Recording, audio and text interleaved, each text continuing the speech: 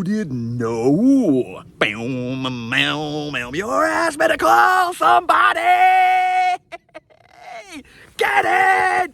Get in, Redmen!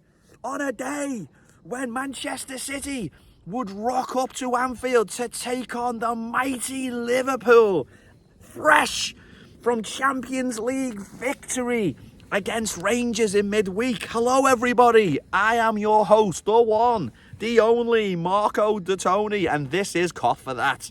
Do us a favour, subscribe on YouTube, Kop For That. We need your support, it would be greatly appreciated. So Pep Guardiola would rock up into Anfield looking at Liverpool and saying, they're going to be ready to be destroyed today. I'm going to unleash the big rock. He reminds me of the sneaky Russian from the Rocky movies, Erling Haaland. They're going to put Haaland in as their striker. Liverpool's very, very inexperienced defence. We've got James Milner. He's about 150 years old and one of the greatest players to wear the red shirt. He would play right back. Gomez and Van Dijk would play centre half together. And then the return of Robinson, the captain of Scotland. Fight, desire, commitment is what you're going to get from all these guys. So it was a great back four. Alisson in goal, the Brazilian legend himself. Then our midfield, we would have Fabinho. He's been under a lot of pressure this season in relation to the way he plays. So he'd be playing as a defensive centre mid. And then we look quite attacking with Harvey Elliott really putting a stay down in relation to how he is a key figure on this team. And Thiago, who's one of the best players in the world on any day, on any pitch. The guy is an absolute wizard. Then offensively, I think a lot of people might have been hoping that we'd go with a 4, but he goes with the legend through the middle, Bobby Firmino, who is like unlike any player that you could see in the world. There's no other Bobby Firmino. No one plays like Bobby. No one links up play like Bobby. No one scores goals like Bobby. No one passes the ball like Bobby. It's just get the ball to Bobby and he'll score. And then on wide, Mohamed Ahmad Bruce Lee, Salah on the right, and then on the left, Diogo Jota. I think Nunes might have been unlucky to get into the team. Man City starting lineup, no one cares. Anyway, we go into the game. Like I said, the cyborg's up front. He's just a different version of a human being. Like literally, the guy is a monster. Virgil van Dijk and Joe Gomez would have a wondrous occasion against him. I mean, everything you would want from a game of football, you would see at Anfield today. Literally, tackles, fouls, managers getting lashed out of the stadium. The game had it all. It was like a pantomime.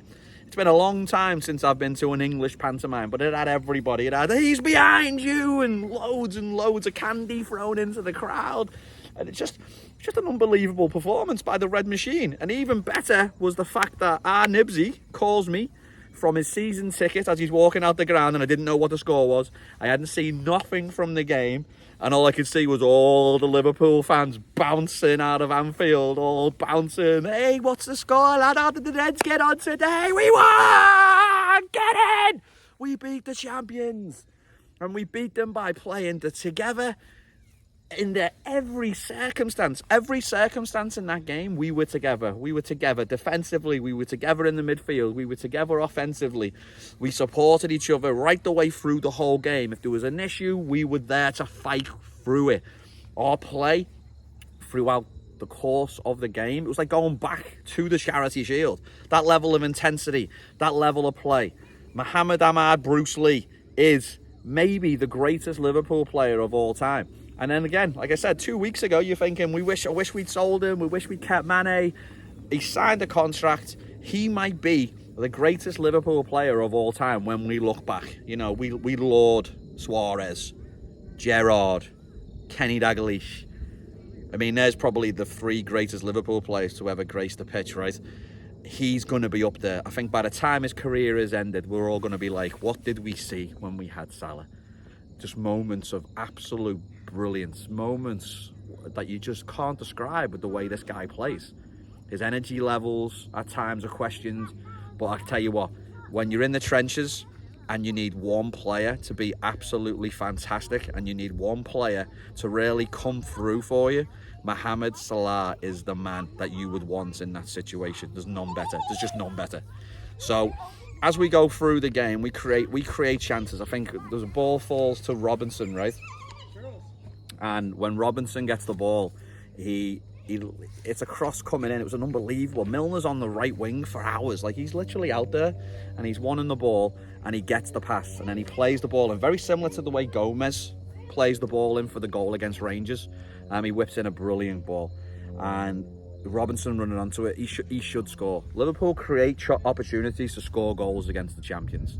Ederson's made a couple of saves. We get Salah in one-on-one with the goalkeeper, and he doesn't even get the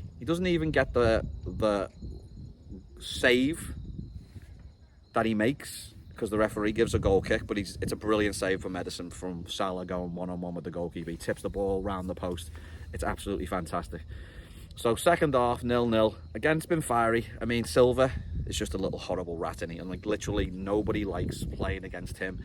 He's got a big problem with Liverpool. Obviously, when we win the league, he's the little rat where he's just stood there like this when we do the Guard of Honour. So he shows us absolutely no respect. And, you know, we don't show him anything back. There was some crazy fouls on Salah that were unpunished throughout the course of the game. And then, obviously, the moments, right? The ball gets played into the box, and then Alisson Becker, who's been a hero from Liverpool, I mean, constantly, but none better when he scored that big booming header against West Brom to get us secured into the Champions League when all was lost. But every moment in every season, there's a turning point, right? Rangers was huge, gives Salah lots of confidence, and then we go into a game where literally we're playing the best team on the planet. But you know what? This red team isn't too bad either. So Alisson makes a save from the free kick, and he just looks up. He's got this weird kick where he hits it, but he falls over. He does it a lot, but I think it generates accuracy and power the way he does it. Pings it down to Salah. Cancelo's way too tight. Salah spins him, turns, and he's away. 1v1 with the goalie. And you know what? I love Salah on the left side. There's little pockets of this left side. I just think he would score so many goals if he played centrally or on the left. Now, obviously, against Rangers, he comes on and plays striker.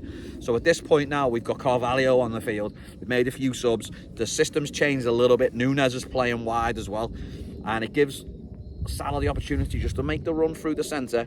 He takes the beautiful little touch past Cancelo as he spins him, and then he's 1v1, and he's not going to miss twice. You don't give Mohamed Amar Bruce Lee 2 opportunities to go one-on-one with a goalkeeper in a match. You just don't do it. It's absolutely craziness. If you think you can have an opportunity to do that, it's going to be repaid.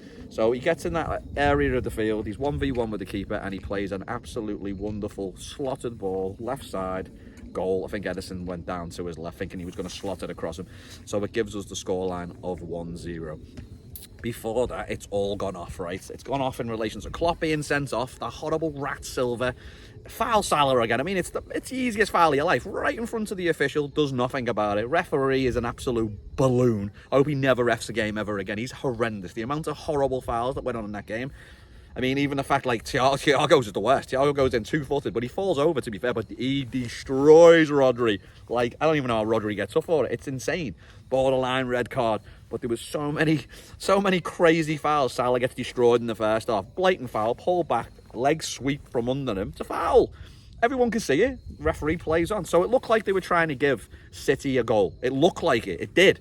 So the fact they get the goal, and the pressure from the players, everyone's like, it's a clear foul on Fabinho. Haaland's pulled him back to the ground. It's a foul. So he goes over, fair play to the horrible ref. He runs over, he checks the little VAR screen. He has a little look, turns around and goes, yep, clear foul. Haaland pulls him back, no goal. So that's disallowed that. Sends a momentum to Liverpool. Liverpool basically just ride the crest of the wave. We defend well. For the last 15, it's the best defensive performance we've put in this season. It really is. And, you know, you think about how brittle we've been. Man for man on the field today, Liverpool were absolutely phenomenal from the start of the game until the end. Klopp obviously gets the red. He's off. He walks down the tunnel. He's got in the face of the 4th official. But let's be honest, you're there to make a job and make a flag raise and wave it when you see a foul. So the fact that he's seen Salah blatantly fouled yet again and does nothing, I'm literally at a loss for words. But you're going to lose the plot. You're going to lose the plot, and Klopp does that. So we'll obviously miss him for the next game. But oh my God, what a performance. Liverpool win the game 1-0. I've always said this. I've always said that if we take 3 points off City, we'll win the league. Now, obviously, Arsenal are gaining a little bit of momentum now. Someone's got to stop Arsenal. We couldn't do it when we played them 2 weeks ago. So there's going to be big games that Arsenal are going to play. So hopefully Arsenal can start dropping points, but it doesn't seem like they're going to anytime soon. And Liverpool can go on from this. It's a massive gap. It's insane, but could we win the league? Like I said, 3 points off City is always my marker. So I think we can turn this around. Momentum is a beautiful thing. Winning is a beautiful thing. All right, I'm so excited for this performance from the Reds. I am so happy that Liverpool look like they are back. Let's give it a few more games, but I know we can go on a run. I like that there's no pressure on Trent, and we're not talking about Trent Alexander-Arnold because he wasn't there today. Milner at right back did a sensational job. And it's funny because he played against Foden a couple of years ago and Foden obliterated him. Today, Milner was on it. And you know what? Don't boo him. How scummy are you as a fan base that you boo James Milner? He won the league with you. He won trophies with you. Like, he's a god. He's one of my favourite players of all time. So for him to have that performance and that level of play today is absolutely outstanding. Henderson, legend. Milner, legend. Man for man today. Liverpool were hot up. We're absolutely on it. Amazing. It was just a bastion of invincibility today. Unbelievable. Let's hope it continues. I'm made up. Reds, I hope you're made up as me. Again, subscribe to Kop For That on YouTube. Subscribe, like the video, help us out. This has been Dutch. This has been Kop For That on a day when Liverpool beat Manchester City at Anfield. Our Nibsy calls me as he's walking out the stadium so I can be part of the game and enjoy it with the fans. I'm going to say ta-ra for now. Ta-ra. And you'll never walk alone. Get in! Get in! Get in, the Reds. I'm off. See ya. Ta-da.